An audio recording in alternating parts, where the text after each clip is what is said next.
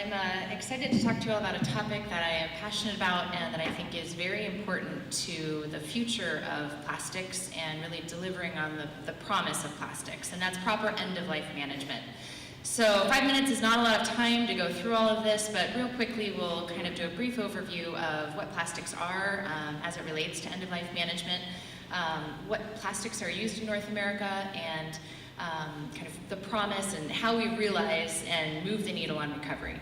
So, I don't expect you guys to be polymer scientists after this, but I just wanted to give you a splash of the diversity of plastics that are out there.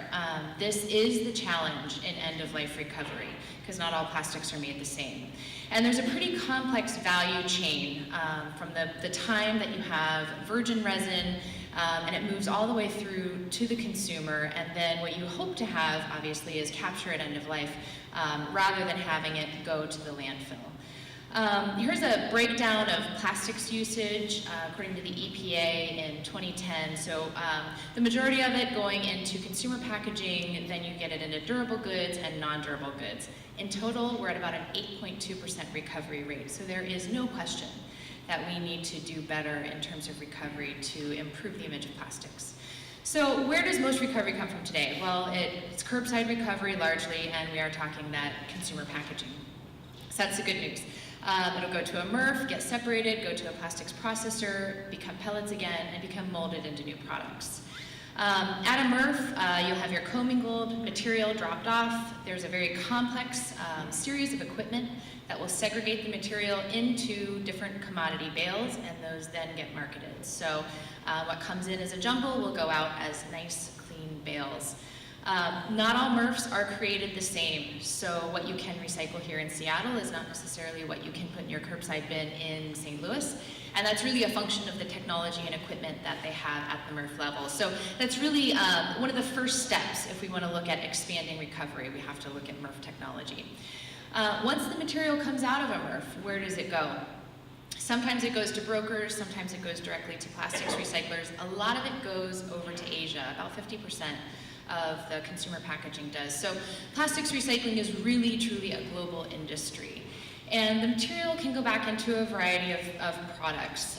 Some can go back into food packaging if you have a letter of non-objection from the FDA. A lot of fiber applications from PET water bottles, and then you have some lower-end injection molded applications. Rarely are plastics upcycled. They're usually downcycled to some degree.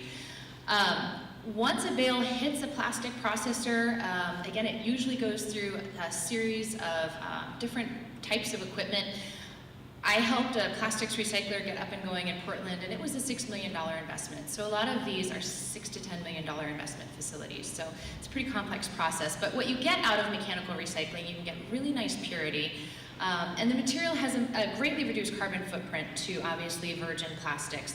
And you can reduce reliance on fossil fuels, non-renewable resources, obviously. There are some limitations to mechanical recycling, though. Impurities can lead to product failure. Once you melt a polymer over and over again, you get heat cycles, and that can lead to some polymer degradation. Obviously, if you took the mix on the bottom there, you could not make a white product out of it, so you're limited a little bit by color. There is a process called chemical recycling that can overcome some of the limitations of mechanical recycling, and it's where you actually kind of unzip the polymer and rebuild it. You can also change it into other things. I worked for a company that did PET to PBT. It's pretty interesting, but it's a lot more expensive, and usually the carbon footprint is a little higher than mechanical recycling. So the important piece, though, is we have to figure this out because there are a lot of sustainability solutions that plastics can deliver. In the area of lightweighting, material replacement, you can replace metals with it. Metal's a very intensive process in production. So to realize the potential of plastics, we have to figure out this end-of-life piece. And where we're at today, so there's that 8.2% number, but if you break it down and look, about 30% of PET containers are recycled, HDPE. Plastics from electronics are recovered at a good rate, but we really need to work on appliances and durable goods, autos, things like that.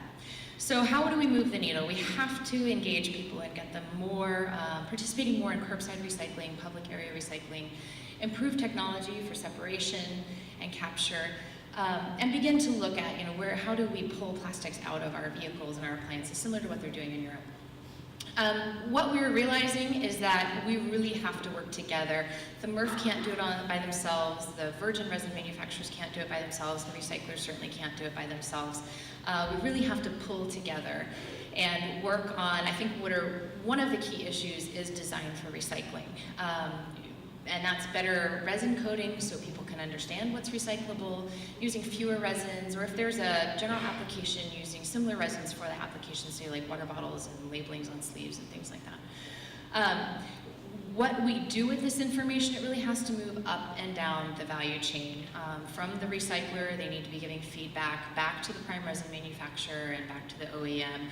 And that's really the only way that we're going to be able to increase recovery and capture of material. And the good news is that a lot of the trade associations out there, like the Association of Post-Consumer Plastics Recyclers, the Society of Plastics Industry, and the American Chemistry Council are beginning to do this. So hopefully we'll begin to see some movement and recovery. Thank you.